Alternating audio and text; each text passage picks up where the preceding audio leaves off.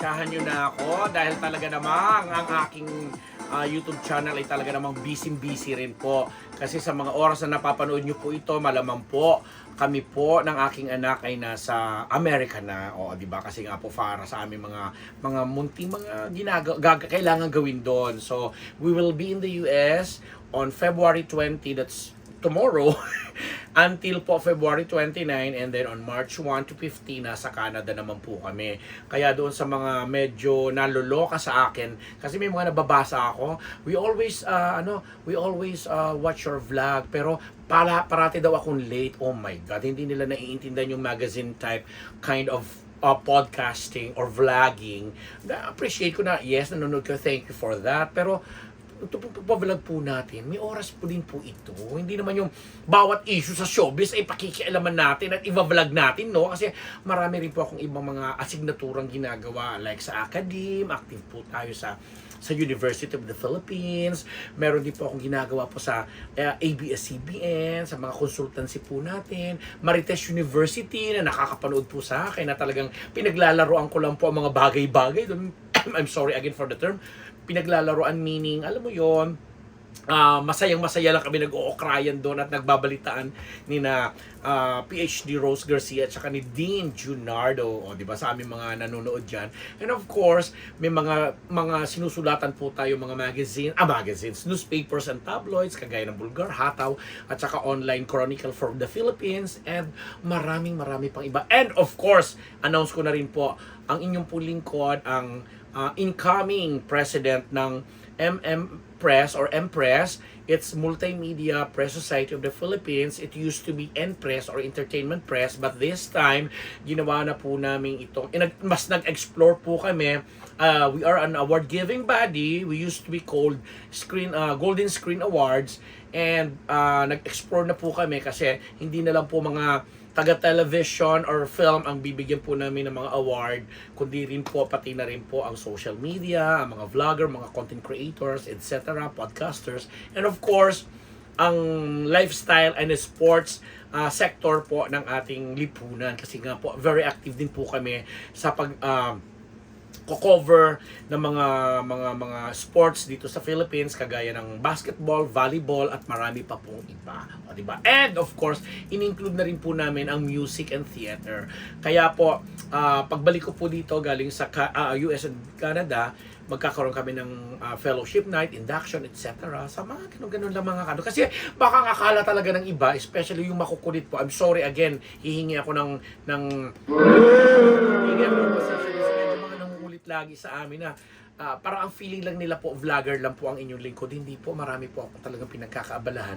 But I love vlogging. I love giving news to you. I love, especially yung mga juicy chismis, etc. ng mga marites. Kagaya ng pag-uusapan natin ngayon, medyo malungkot.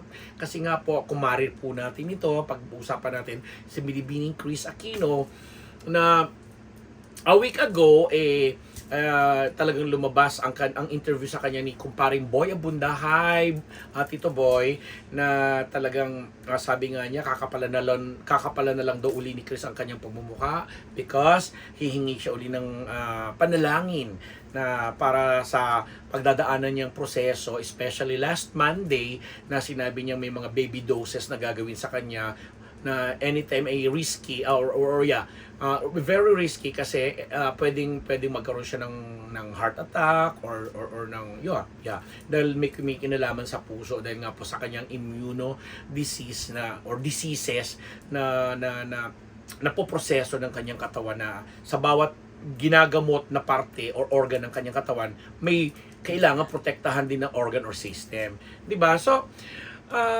nakakalungkot ang ganitong balita, especially, syempre, alam po natin si Chris, tinuturing po natin siyang Queen of all media, and sabi ko nga, I'm taking pride na sabihin sa inyo na isa rin siguro ako sa mga unang-unang naging very close kay Chris Aquino, even during her PDD days, kasi I was still with then Inday Badiday nung nagsimula siya, and naging endorser siya lalo nung kasagsagan ng Swatch, 'di ba, sa Giftgate. Hi mga dating kapamilya ko sa Giftgate, na minanage ko po ang isa sa mga amusement nila doon, section. And naging close po kami niya. Nagkasunod-sunod na, especially nung naging talagang sorry ha, kasi public ano naman to, open to the public naman to, pinag-uusapan namin na involved siya sa mga ilang basketball celebrities na very close din po sa atin. Mula kay Alvin Patrimonio, Romel Aducol. Again, hihingi ako ng permiso, binabanggit ko ng mga pangalan na to, hanggang nga po sa napangasawa niya na anal ang kanilang pagsasama, pero nagkaroon sila ng anak na si Bimbi, na si James Yap nga po. Although naging very close din ako kay Kuya Ipe. Mga ganon. Kasi ang mga viewers ng ano ngayon, ng Unbettable Channel, alam mo na, mga Gen Z, mga ganyan, wala naman silang pakialam kung si Ambet Nabos ay vlogger, podcaster na akala nila ganito lang. Tapos pag may mga hindi sila nagugustuhan sa mga sinasabi natin, at medyo kung ano lang yung gusto nilang marinig, nagagalit na, binabash na, but okay lang, I take it lightly, kasi naman ganun talagang buhay sa showbiz, lalo pat nag-i-evolve yung fanaticism, nag-i-evolve din yung kung paano nila hinahangan ng mga tao. Kaya ako sa panahon ngayon na nandito pa rin po kami, may 30 years na rin po ako sa industry, o diba, playing different roles as a media practitioner, from marketing, advertising, promotion, directing, writing, vlogging, anchoring, etc., etc., etc., hanggang sa pagmamanage or pagko-manage ng mga artista and celebrities. And isa nga po sa medyo natulungan natin, at masasabi ko na rin na naging close sa atin si Chris. And may mga naging close, meaning naging kaibigan, kumare. Maraming beses kami nag-anak sa mga binyag sa mga iba-ibang artists and celebrities.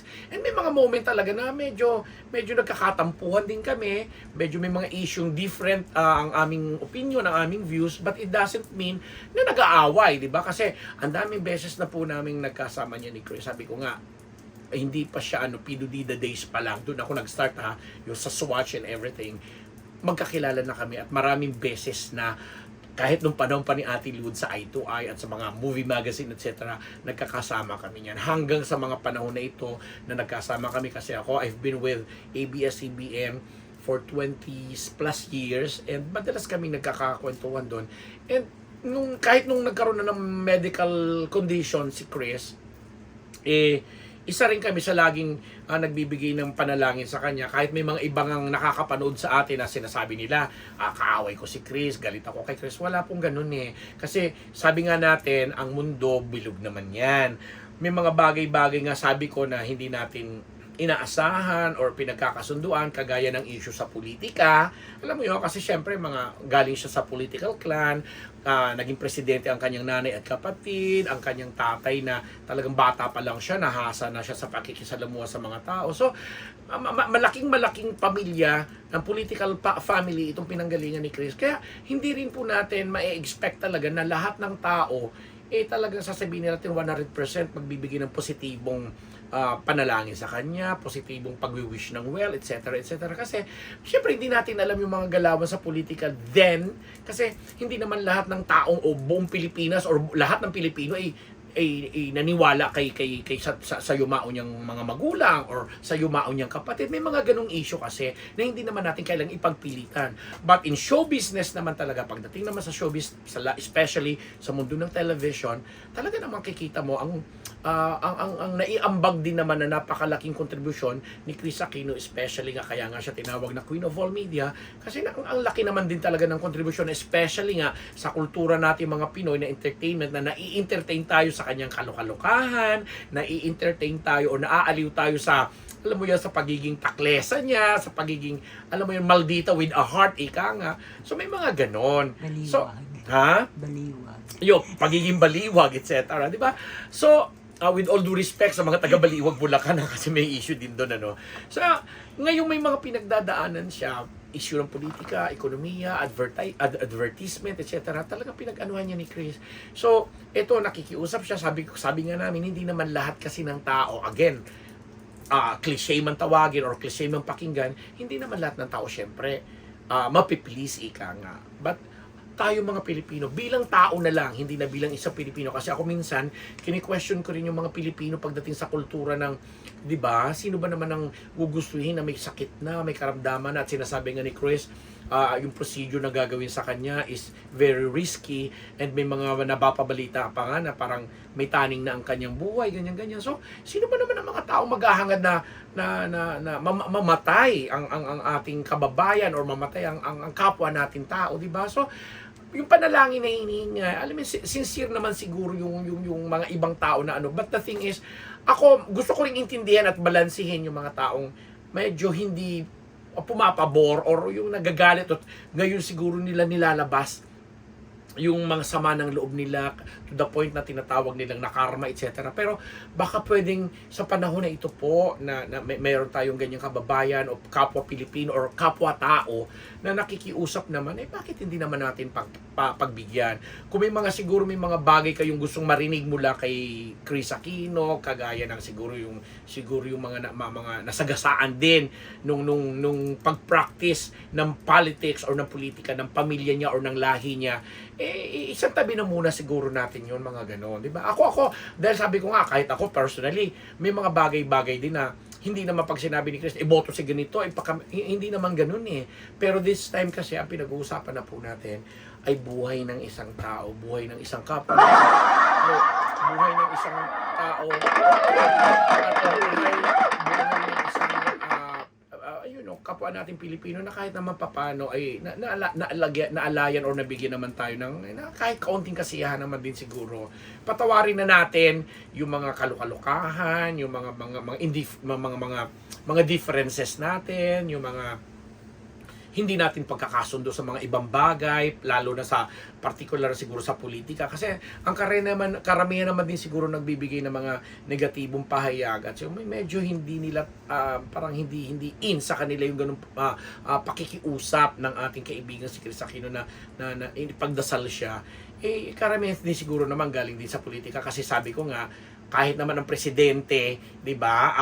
'Di ba? Kahit sa history natin, kung mayroong sabi mo na lang 50 million voters sa mga panahon to, halos kalahati lang naman yung bumoboto talaga sa isang nananalong presidente or even less. O di ba? So, hindi mo talaga again mapiplease ang lahat. But this time, bilang ako po'y nasa mundo rin ng nasa industriya rin ng telebisyon, ng radyo, ng podcasting, isa rin po ako sa mga gustong manawagan din po sa inyo na this time naman sana yun na, hindi naman masama o hindi naman iikli ng buhay natin kung hindi natin pagbigyan or patawarin ang sa tingin natin ay kagaya, generally speaking, hindi lang tinutungkol ko si Chris. I mean, kahit sa mga kapamilya natin, kadugo natin, mga kaanak natin, mga taong nagkasala sa atin, alam mo yon. So, may mga kanya-kanyang panahon, kanya-kanyang pamamaraan, ang kalikasan, ang mga naniniwala sa kalikasan, ang mga relihiyoso o ang sinatawag natin mga may nananampalataya sa ganung mga bagay na alam mo yon, paraan para sabihin nating ayokong gamitin yung salitang pagbayaran or yung tumbasan yung mga bagay na ginagawa niya sa kapwa niya. But lahat naman po tayo may pinagdadaan ng mga alam mo yun, pagsubok, mga syempre, trials, pagsubok na yun, yung mga ganyan problema, mga issue, kasi nga, at the end of the day, tinitingnan pa rin po natin ang mga sarili po natin bilang mga tao na, alam mo yon, marunong magpakumbaba, marunong humingi ng patawad, marunong makiusap, at nasa personalidad. Kasi nga, sabi nga namin sa show business, again, babalik ako sa puntong show business, only Chris Aquino can do and say such things. Kasi nga, di ba, kahit si Chris, nung sa gitna ng kanyang pakikiusap at sa naging pahayag niya kay Kuya Boy Abunda, sinabi pa niya na, ayan, regular na yung show mo, nag-renew ka na ng contract sa GMA7, pwede mo nang bayaran or pwede mo nang i-shoulder yung mga hospital bills namin. Yan, na siya, I mean, kung kilala mo talaga siya, caring yung magsalita at magpahayag ng mga ganon. But sa iba siguro na hindi siya naiintindihan, palampasin na lang siguro po natin. Kesa naman na magsalita pa at magbigay ng negatibong komento or pahayag. Although, maiintindihan pa rin natin kung may mga ganon kasi nga sabi natin, hindi nga lahat pwede mong i-please. O, diba? And ako nananalangin, lalo pat talagang inanunsyo niya na inihabilin niya na ang kanyang mga anak, ang kanyang dalawang anak kay Kuya Boy, na alam mo yon, and ang mga kapamilya niya, mga kadugo niya ay talagang alam mo yon na sobra-sobra din ang atensyon na binibigay. At sabi ko nga na kung ano man itong pinagdadaanan ni Chris Aquino, lalo na sa panahon ngayon na alam mo yon, sinasabi ng mga tao na siguro kung hindi mayaman yan, kung hindi yan galing sa angkan ng mga may pera din naman, kasi alam po natin, sa tinagal-tagal na, taon na po ang binibilang ng kanyang pagpapagamot, taon na po ang binibilang ng pagkakaroon niya ng mga kondisyon na ganyan, na sinusubukan pa rin ng mga dalubhasa sa profesyong medikal, kung hindi biro-biro talagang nagagasta na rin siguro nila kahit papaano. Pagkasabihin nating buong lifetime nila, kahit makasalin-salin lahi, hindi na maghihirap, but still, iba pa rin po talaga pag yung talaga, alam mo yun, may mga gastusin, kasi kung tayo mga ordinaryong tao nga lang nagrereklamo na, humihingi rin naman ng mga ayuda, parang ganun din yun At least si Chris, ang hinihingi niya hindi naman pera, kundi yung panalangin po natin, sincere na pakikiramay sa panawagan niyang kahit paano ipanalangin, kasi iba pa rin po yung power ng prayers, and sana yung prayers na positive.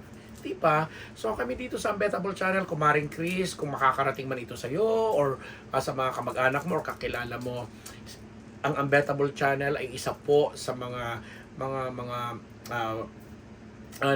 nananalangin sincerely at naghahangad na yes, nakikiisa kami sa inyo na malampasan mo ito talaga, dahil dati pa naman namin pinapanalangin yon, pero since nga sabi natin ay nagkakaroon ng iba-ibang kondisyon sa bawat medical na ang tawag doon, proseso na nangyayari sa katawan niya, kailangan talaga nating tawag dito, pakisamahan at intindihin, unawain. Yun lang, kasi ang pagpapatawad naman yan, diyan lang ang paghingi naman ng andyan lang, pero yung paggawa mismo at kung paano mo ito gustong ibahagi sa kapwa mo, yun medyo may struggle tayo doon, pero attainable naman and doable po yan. O diba? Ang inyong lingkod po, Papa Unbettable Ambet Nabus, nagpapasalamat pa rin po sa inyong lahat.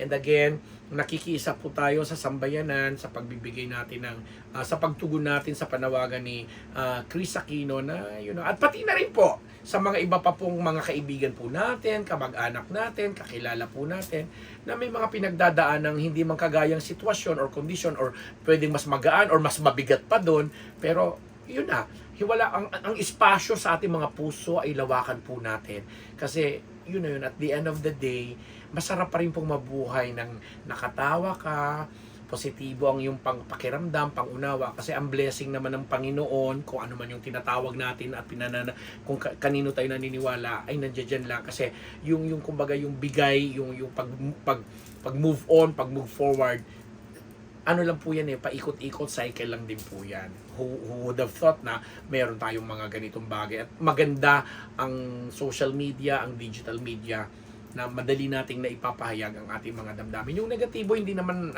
kasi part pa rin yan natin, but still, kailangan nating ilabas yan, i-release yan, pero mas mainam at mas maganda na nananaig po sa ating lahat yung pagiging positibo. And on that note, pansamantala po ako magbababay, at sa mga makakapanood po nito habang po kami may mga inaasikaso po ng mga asignatura at mga gawain sa abroad, ako po at ang aking anak ay nasa USA ngayong February 20 hanggang 29, and March 1 to 15 naman po sa Canada. Kung magkakasalubong man tayo dyan ng mga ibang subscribers natin, maraming salamat po. Pero ako rin po ay nananawagan para naman po sa aking anak na si Niyong, kasi po nirelease na po ng Star Pop under ABS-CBN Music ang kanyang rap song na Agos ng Tugtog. Puntahan po natin sa Spotify at sa Instagram, X or Twitter, at saka sa Facebook, Star Pop, under Star Pop po na account, at o kaya po kay Niyong Nabus po, ang aking pong 13-year-old son na kahit papano po ay mayroon naman ng talento at binigyan po siya ng kontrata ng Star Pop under ABS-CBN Music. Ambet Nabus po ulit, nagpapasalamat dito lamang sa Unbettable Channel, sa mga sponsors ko po, thank you very much po, at sa lahat ng mga subscribers, maraming salamat po, at sa mga bashers ko po dyan, nananalangin po ako para sa inyo. Thank you. Hindi po ako nagpapaka-perfecto, pero gusto po natin maging positibo sa buhay. Again, bye-bye!